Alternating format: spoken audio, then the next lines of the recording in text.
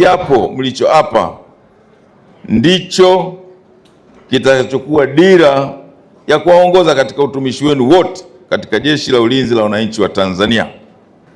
Hivyo ninapenda mkielewe vizuri, maana Jeshi la Ulinzi la Wananchi wa Tanzania halitavumilia tabia yoyote kutoka kwa askari yeyote itakayoashiria ukiukaji wa hata neno moja katika kiapo chenu.